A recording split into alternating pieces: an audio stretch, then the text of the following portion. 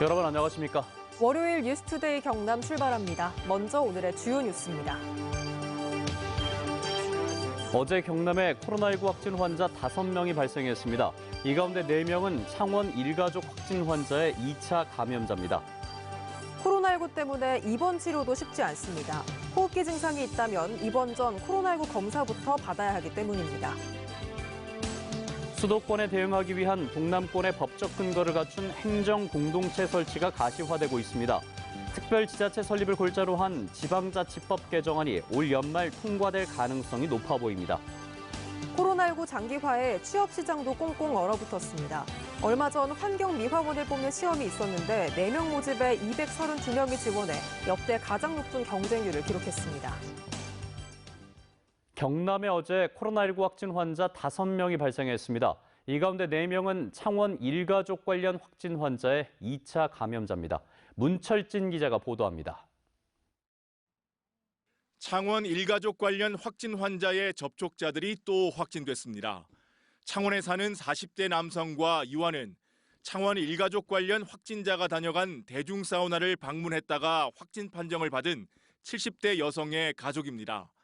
지난 6일까지 40대 남성은 직장에, 이와는 유치원과 태권도장에 등원했던 것으로 확인됐습니다.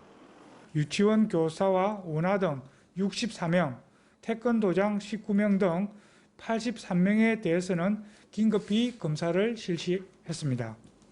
검사 결과 83명 모두 음성입니다. 경상남도는 연락이 닿지 않아 검사를 하지 못한 유치원 원화 10여 명에 대해서도 검사를 진행하고 40대 남성의 접촉자도 파악 중입니다.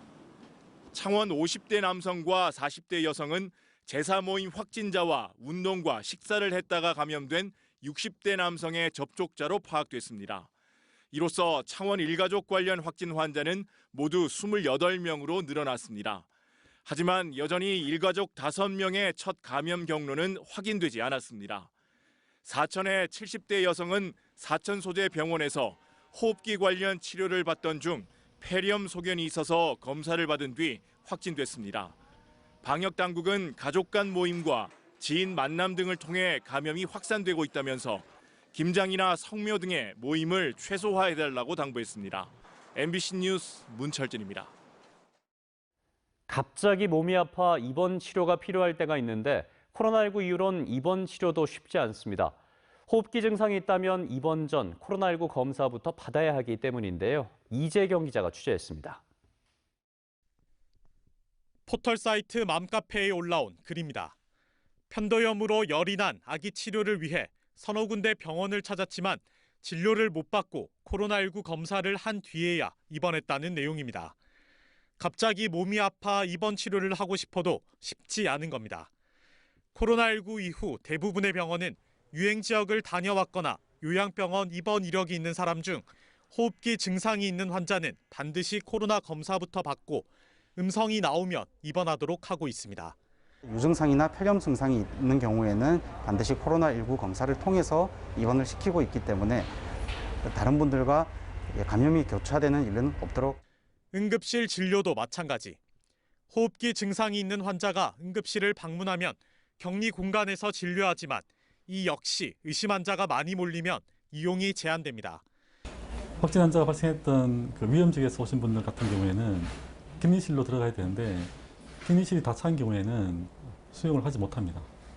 면역력이 낮은 환자들이 모인 공간이다 보니 코로나19 전파 가능성이 높아 병원 측도 어쩔 수 없다는 입장입니다. 코로나 치료 최일선인 대형 병원일수록 입원과 진료는 더 까다롭습니다. 서울의 대형 병원들은 모든 입원 환자에게 코로나 검사를 의무적으로 실시하고 있습니다.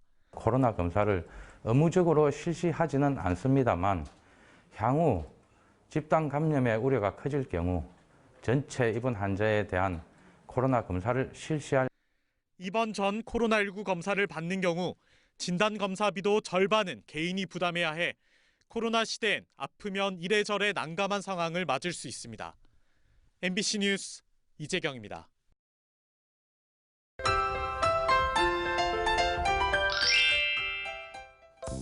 오늘 아침은 평소보다 따뜻하게 입고 나오시길 바랍니다.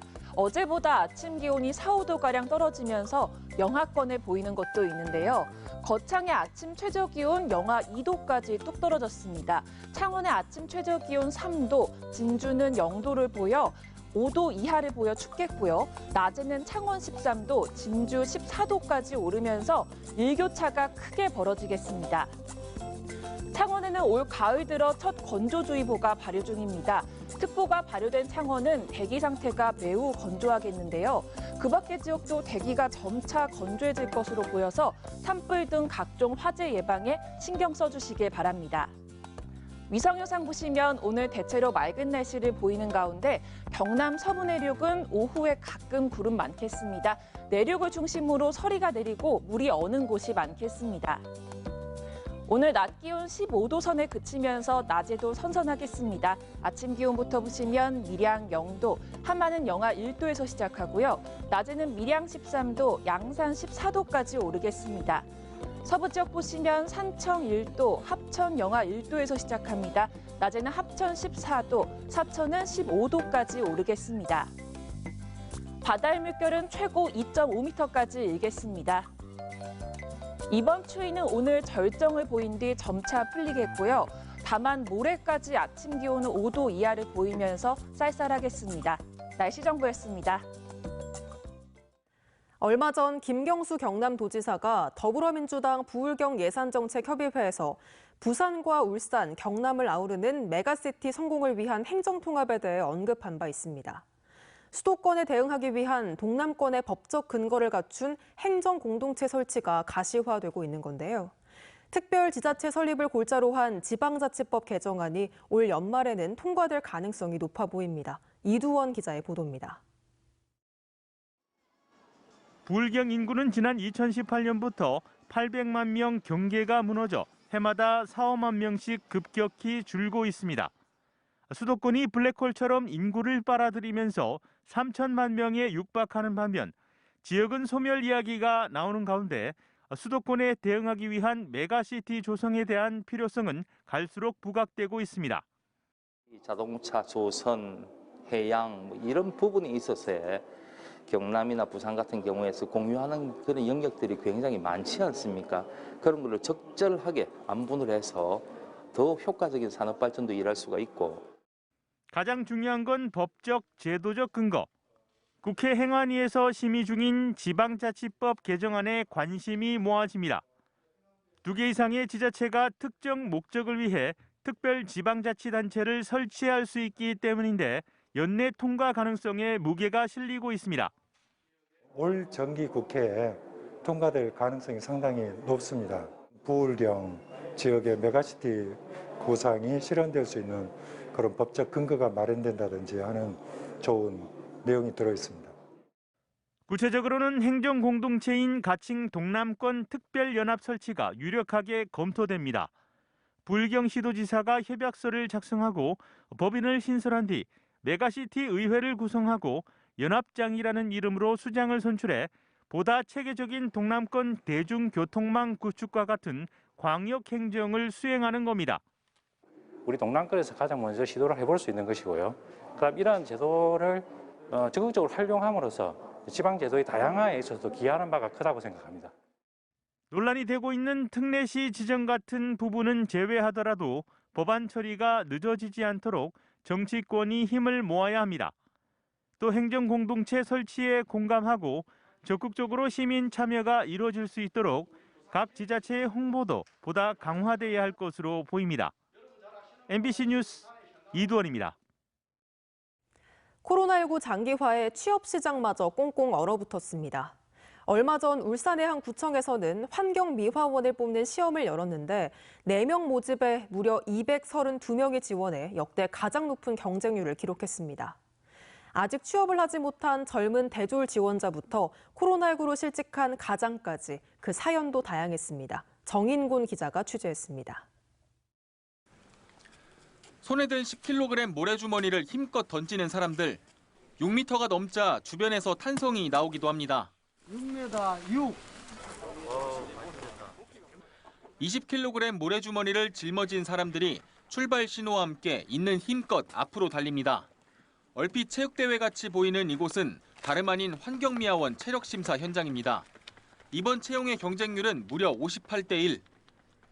4명을 모집하는 이번 환경미화원 채용에는 232명이 몰려 역대 가장 높은 경쟁률을 기록했습니다.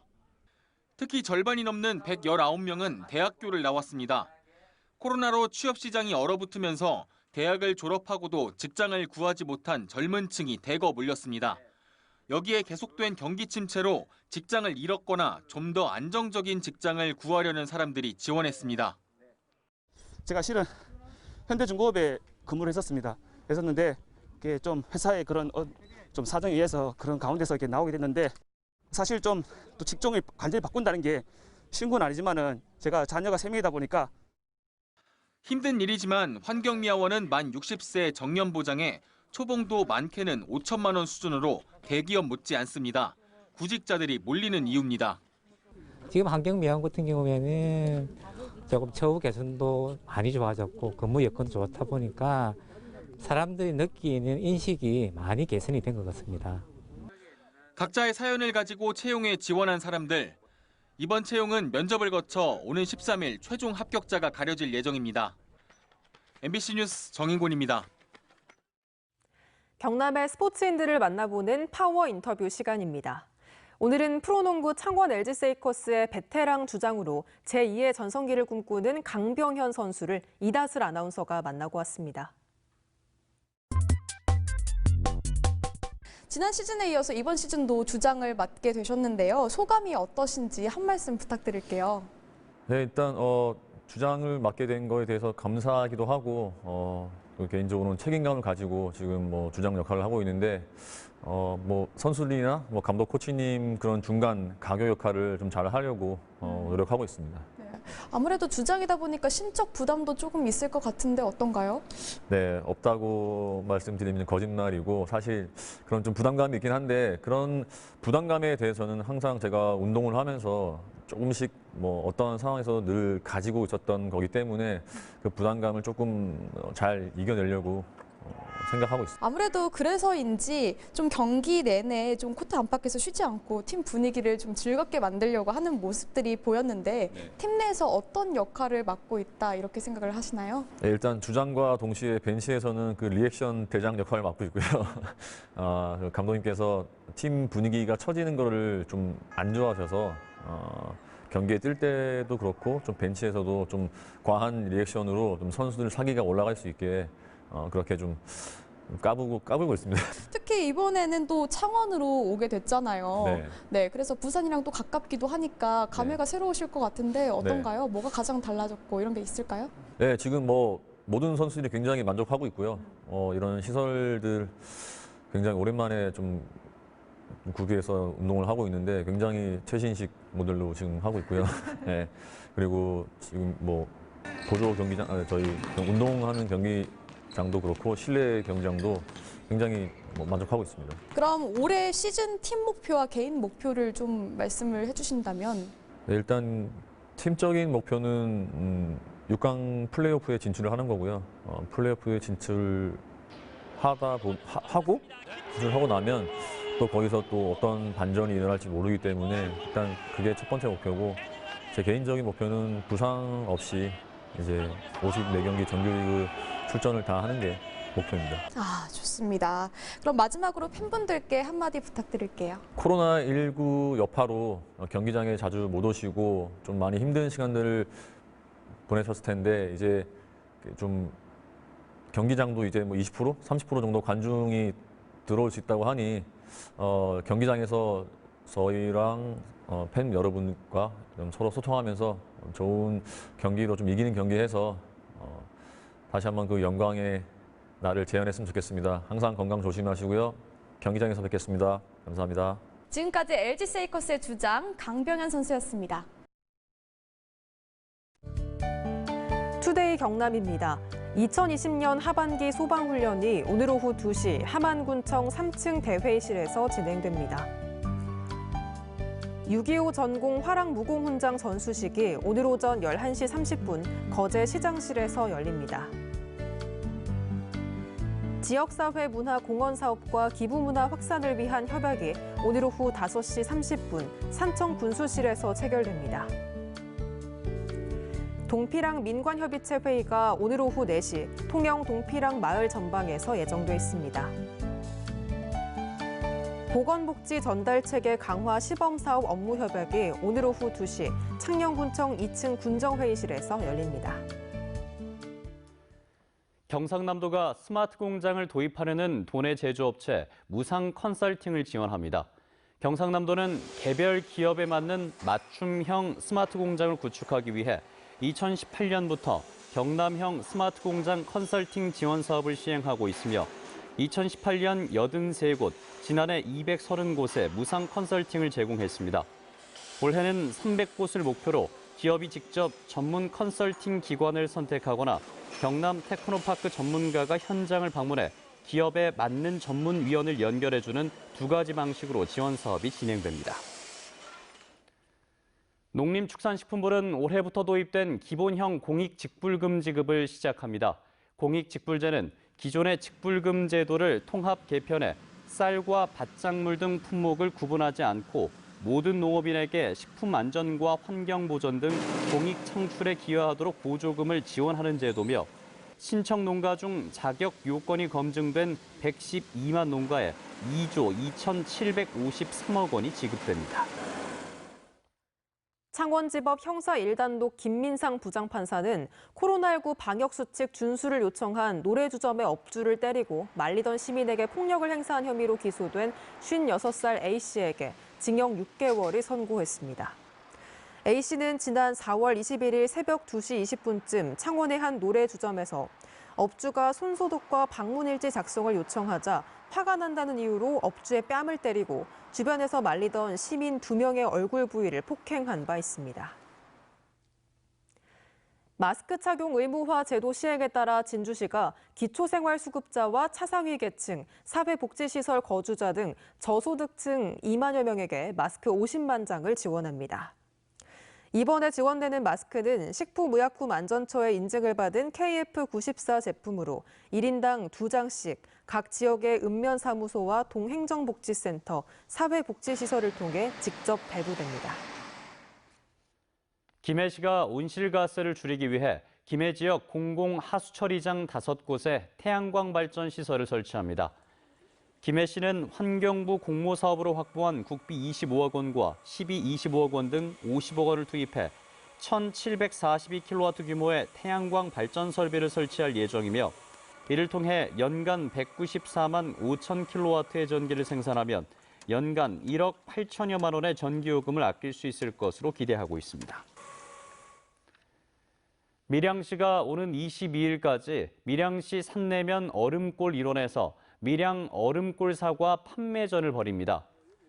밀양시는 코로나19 장기화로 관광객이 줄고 사과 축제도 취소되는 등 판로 확보에 어려움을 겪고 있는 얼음골 사과 농가를 돕기 위해 얼음골 주차장과 원서 사과 직판장 등지에서 판매 행사를 열고 다양한 볼거리와 먹을거리를 제공합니다. 지난 6일에 개막한 제14회 이순신 장군배 국제요트대회가 2박 3일의 일정을 모두 마치고 어제 막을 내렸습니다. 이번 대회는 코로나19 예방을 위해 국내 선수와 국내 거주 외국인 선수로 참가자를 제한해 무관중으로 진행됐으며 한국과 미국, 중국 등 12개 나라에서 선수와 임원 등 300여 명이 참가해 열띤 경기를 펼쳤습니다. 대회 종합 우승인 이순신컵은 경기도 대표팀인 비키라가 차지해 4년 연속 이순신컵의 주인공이 됐습니다. 경상남도와 경상남도 지속가능발전협의회가 어제 통영 리스타트 플랫폼에서 경상남도 그린 뉴딜 아이디어톤 경연대회를 개최했습니다. 이번 행사는 국민이 제안한 창의적인 아이디어를 각 분야의 전문가들로 구성된 멘토들과 함께 실현 가능한 사업 계획으로 발전시켜 나가는 국민 경연대회로 20개 본선팀이 최종 경연대회를 거쳐 모두 10개 팀의 수상작이 최종 확정됐습니다. 남해군 특산물인 유자를 지역의 가공업체 2곳이 전량 수매하기로 해 판로와 가격 문제로 어려움을 겪고 있던 유자 농가에 큰 도움이 될 것으로 보입니다. 남해군은 지역 농협이 유자를 수매해 가공업체에 납품하고 수매 가격은 시중 가격을 참조해 결정하기로 했다고 밝혔습니다. 5개월 연속 감소세를 보였던 경남 지역 제조업 생산이 6개월 만에 증가세로 돌아섰습니다. 한국은행 경남본부에 따르면 9월 경남 지역의 제조업 생산은 전기 장비와 자동차 및 트레일러가 각각 33.3%와 11.7% 늘면서 1년 전보다 4.2% 증가했습니다. 하지만 대형 소매점 판매는 1년 전보다 6.5% 감소했고 설비 투자는 기계류 수입액이 22.4%, 건설 투자는 건축 착공 면적이 10.7% 줄었습니다. 월요일 뉴스투데이 경남 여기서 마치겠습니다. 함께해 주신 여러분 고맙습니다.